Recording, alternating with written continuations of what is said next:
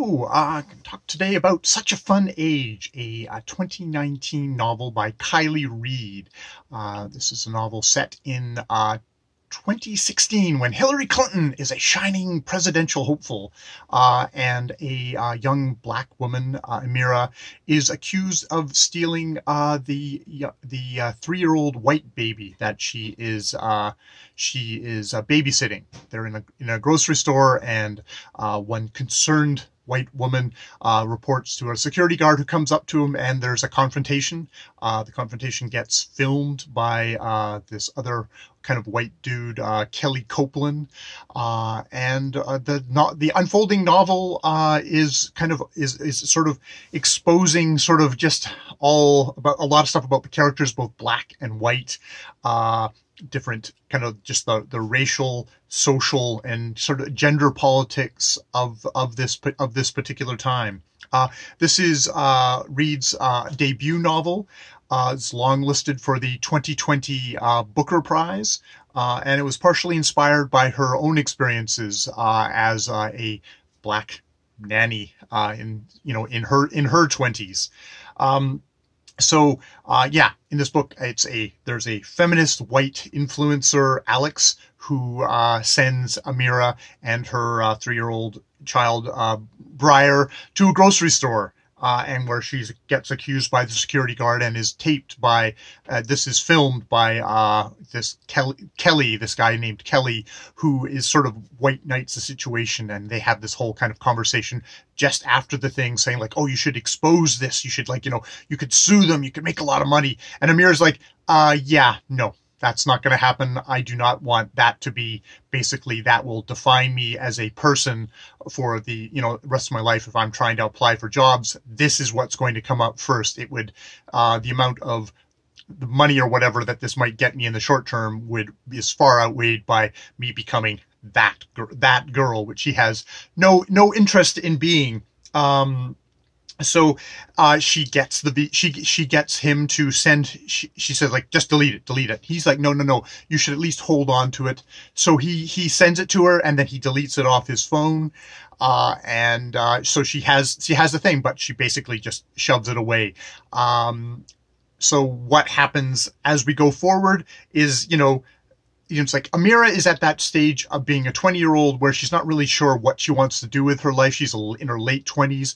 All her friends around her are getting more jobs, getting health care. That definitely comes up as, like, that's one of these big things being an American.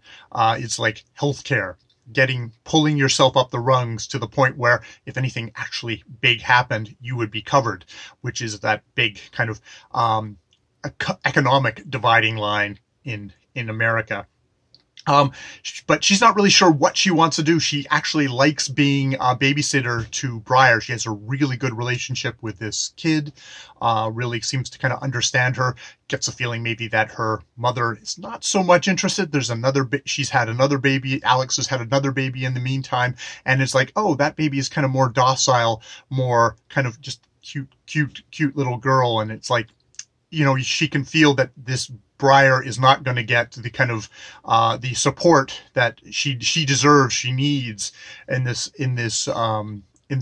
family as well. So she feels a strange kind of duty in a way, also just sort of her own maybe kind of tendencies of like, I'm good with this child, but it's not a job that's going to lead anywhere other than just being this family's she's a babysitter right now. The best that she's going to get in this family is being a nanny. Now, the interesting thing about all the characters around her, both her friends, both Alex, Kelly, who becomes her boyfriend, a friend of Alex who is a black woman, sort of more Alex's age, is they all have plans for her they're going to decide what to do, and they're all pushing her in their various own agendas of like, this is what we think you should do with your life. And so she's kind of got to deal with that of like, she's not really particularly a lot of the time in this novel being respected as her own person. So, and this is a novel about, a lot about this is, will Amira, find that in herself to be her own person? Because in some ways, there's a lot through this novel. She is a fairly passive character that and sometimes you feel is like almost inviting these people to push in because she's not pushing out hard enough to do it. But, thing. So this novel is great at getting to that, the subtle kind of racism of kind of, the white people that she's running to in this novel are not your, drooling, the stereotypical drooling rednecks who use racial slurs. No, these are all white people who are, half the time, both Kelly and Alex are competing to point out each other's racisms. That Alex, she somehow, that Amir has sort of fallen into. She puts on one of these sweatshirts with the logo of Alex's company on it, when she goes to work. So it's like, oh, so Kelly's like, oh, so you're wearing a uniform. So you're basically are that kind of black nanny with a uniform, where, where Alex is pointing out that Kelly is somebody who fetishizes black culture, that only dates black women, that all has black friends. It's like he's fetishizing. He's that so much embracing the black culture that he's basically, he's fetishizing it. So there's it's that kind of racism. And there's also just the good thing of portraying the especially kind of queasy thing of employing someone to be a part of your family. You're paying someone to be a part of your family as a babysitter or as a nanny. And just, you can't help but think in the background is the long history of black women doing the emotional work of raising white children. And sacrificing their own lives in the pursuit of that, and of lifting up these white children, sacrificing their own life. Maybe if they have their own children. Alex is not. Amir is young enough that she does not have that at this point, and especially in this context, is Alex is definitely this kind of a white feminist who, she could have it all, but is she having it all by, sucking a young black woman into her orbit who is going to do all the emotional work with her child, and also looks like she's trying to get her to become her friend, but it's still employed. So it's that really, the novel is really good at kind of getting at that kind of, all that very much kind of queasy, subtle stuff that, can allow a lot of white liberal people to say, oh, I'm not racist at all, when there is all this really uncomfortable power dynamics, both of racial politics, but also generational and economic politics that are unequal, and are exploiting, are there to exploit Amir as much as they say we're helping Amira, we're helping her, we're gonna decide what she does and push her to what's best for her because we know best somehow. Both Kelly and Alex are both definitely kind of guilty of that. The dialogue and the pacing in this are breezy arch, maybe kind of filmatic, which, can be taken as like, oh, if this is especially since was nominated on the Booker long list, it's like, oh, well, this isn't literary because it sounds it's written snappily, and maybe the characters are a little bit kind of arch and a little bit kind of just, easily identifiable. You get that kind of, you have to quick characterization of a film. So, it might lead, it sort of led me at the beginning of the novel to go, oh, this is very kind of, I'm outside of my comfort zone because this isn't kind of literary fiction. This is more kind of breezy, light contemporary stuff. So at the beginning, I was like, oh, maybe I'm not taking this as seriously as I should. That actually changed as the novel went on and you started to see all the different things that Reed was getting at in this novel, but doing it in this kind of bright, snappy sort of way, not in a serious, I am great literature, you must take me serious, I am, some old white dude who's going to, thing, or I'm very poetic, so you must kind of ponder all my metaphors and stuff like that. It's like, no, she's going to kind of go into this stuff, but kind of incorporate, things that are social issues in actual storytelling. So I actually appreciated that. I came to think that this was a strategy that really worked, was really smart in this novel. Now, there is a narrative twist that happens. There's a connection between a couple of the characters that gets revealed part of the way through this thing. That is like, as I was listening, it was like, oh, come on, you gotta be kidding me. And, you know, it's one of these things of like, if you have a coincidence at the very beginning of the novel to kind of kick it off, you sort of like, oh, okay, I accept that. And then we just kind of go from there to see what the novel is. When it happens so far into the novel, sometimes it's like, oh, come on, you got to be kidding me. Then it's harder to accept. But I think for me, the thing was, it's like, it was what happened after that. Like, how did she use that coincidence to power the novel? And she really did use that coincidence to power the rest of the novel and to kind of make it surge forward. And it actually really picked up after that. It's like, it became much more biting and a much more pointed criticism of American society and of these characters. It helped peel these characters back more. So in the end, I forgave it. But I thought, it's like, no, this was effective. This was an effective use of, okay, you're going to use a coincidence in a novel, you better use it for a good reason. And I felt like the novel used it for a good reason, and that Reed used it to power her novel. So I in the end, I accepted that. I can understand why some people would just roll their eyes past this point and go, nope, nope, nope, nope. But I thought it did. I ended up accepting that. So this is a historical novel. This is one of these things where, it's a very specific time period. I mentioned at the beginning, this happens like at the beginning of Hillary Clinton's kind of push to become president of the United States. And we all know how that ended.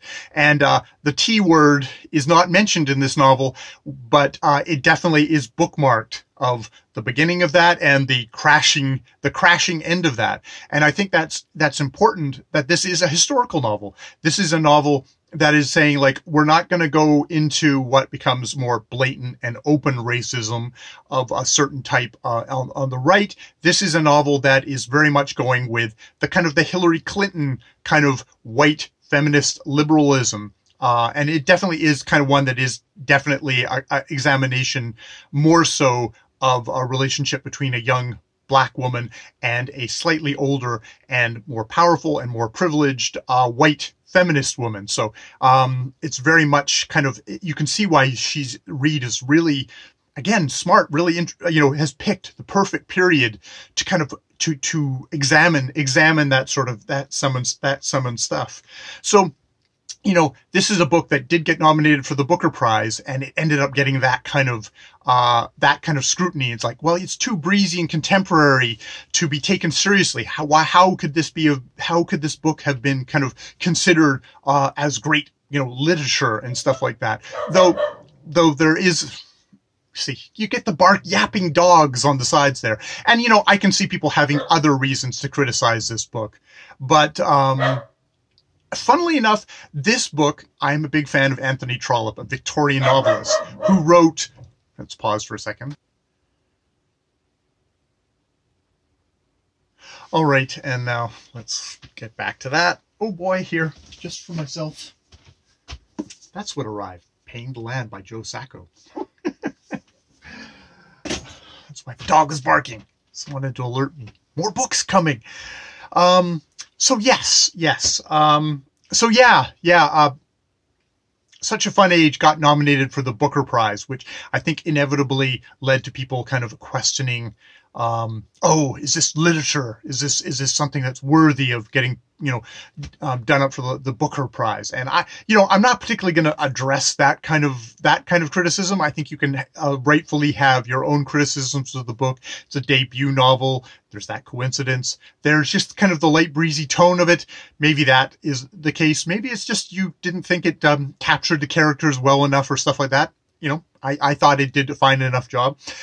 Funnily enough, this is a book that in some ways reminded me of Victorian novelist Anthony Trollope, which might be seem such a stretch, but Trollope was somebody who used a fairly light tone. He would use kind of comedic tones in his novels. There would be kind of love triangles and stuff like that.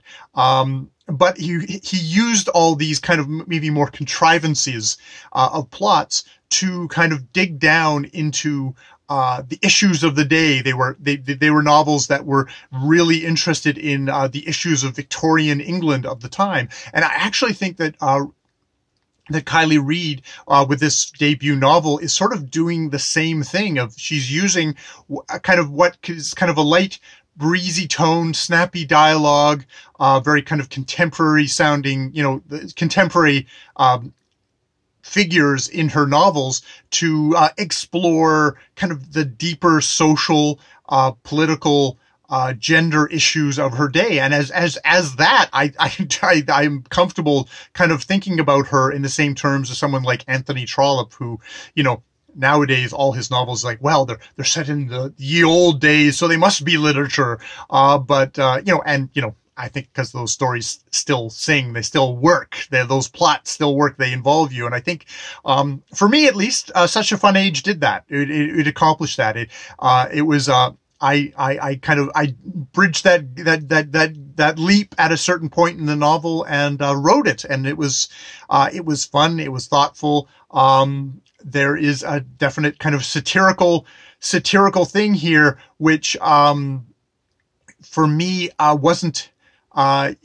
She very kind of gently, lightly picked apart a lot of these characters and had a lot of very kind of incisive things to say, but you don't get the sense that she's trying to kill the patients as she's doing it. She's like gently kind of just revealing all this stuff and laying them bare in a way that was quite humane. Which is one of those adjectives that I would I apply to Anthony Trollope, and I would apply to Kiley Reid, at least in her first novel. We'll see how things go from here, and I would definitely pick up other books by her as they come up. So yeah, that's my review of Such a Fun Age by Kiley Reid. More videos later.